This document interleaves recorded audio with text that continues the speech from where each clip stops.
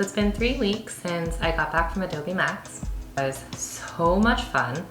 I got invited because I'm an Adobe Express ambassador, and basically they invited us to attend this 3-day conference where they showcase all of the latest features of Adobe's new programs. I took a ton of photos there using my film camera. So I got this Nikon film camera, I don't know, like 3 months ago now. I took a bunch of photos at Adobe MAX and I just got them developed. So I'm super excited to look through them. And what I thought I would do is talk about some of the things that I learned about community building while I was there. It was really inspiring and I learned a lot, and I've been wanting to share some of these learnings that I've had. So yeah, let's dive through it. So what I'm gonna do is share with you guys what the photos look like. And again, I haven't seen these, so this is gonna be like a true reaction to the photos, which I'm like so stoked about. And then I'll also put together a collage. So I've never done this before, but okay, yay! Okay, so I have the photos up. This is so exciting. Oh my God. All right, so Adobe is freaking amazing. They invited us to a yacht party the evening after the all-day community summit as like a thank you, and also to bring the community together.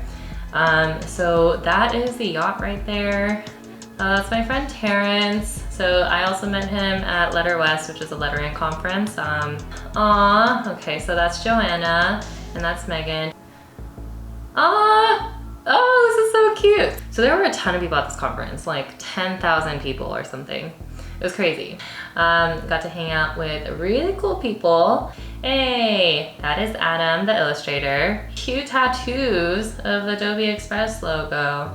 Hey, yeah, I got a tattoo also. But that is my friend Michael Fugoso. They also had a crazy after party. Oh, look at us, we're having so much fun. I was vibing so hard. And you know who they brought? They brought freaking T-Pain. T-Pain. He's so funny. Like, I started following his Instagram and he does all these like streams now while he's playing games or when he's like creating his own music videos. And I was just like so blown away by how down to earth he is. So I'm a T-Pain fan for life. I guess that's it. Aw, so cute. Okay, so now what I'm gonna do is compile all these photos to do a little collage session. Okay, cool. So Adobe Express, so I'm an ambassador. This video is not sponsored, by the way. I really like using it to create, I don't know, like flyers and just like really quick things. That's cute. So I realized that I was getting too into this, and I promised to talk about some of the things that I learned about community building. So let's do that while I keep doing this thing. So one of the things that I learned about community building is just that how in-person events make such a big difference. I know, you know, since COVID, a lot of events have been remote, and that works, but I think in order for people to really feel like they're connecting and feel a sense of belonging, having them gather in person like really helps, because there's so many opportunities to have these like side conversations, these like spontaneous moments to talk about like really random things that might not make sense in like a messaging world or like in a video conference and stuff. So I am so for having more in-person events and even trying to promote them or like organize them, because it really made a difference. And that kind of ties to the second thing that I want to talk about, which is how when it comes to relationships, you're kind of in it for the long game. So it's all about slow growth. I mean, these people that I met, yeah, like for a lot of them, it was my first time meeting them in person, but I had been talking to them on Instagram, online for many, many years. I started lettering back in 2015, so it's almost been like 10 years now. And some of these people that I knew from the lettering world, I've been connected with since like 2016 or like 17. And so that means that it had been like 7 to 8 years of us just like chatting online, supporting each other with like all of the different projects we worked on. it's helped us continue to build, you know? And so I think it's kind of like an investment. Like, you really have to put in the work and really want it. And the third thing that I learned about community building was how when you're gathering people in this way, especially like such large groups of people, having your gatherings centered around activities really makes it a lot more engaging and fun. It's like there were a lot of different stations where you could get temporary tattoos or like take more photos or I don't know, chat with like mentors and go shopping at like the markets. And there are so many things that you could do with people and that could help build connections. So I really enjoyed that. The fourth thing I learned about community building is how storytelling brings people together. You know, for a lot of the events that took place where there were presentations, I think Adobe did a really good job in making sure that these people were telling very thoughtful stories about themselves.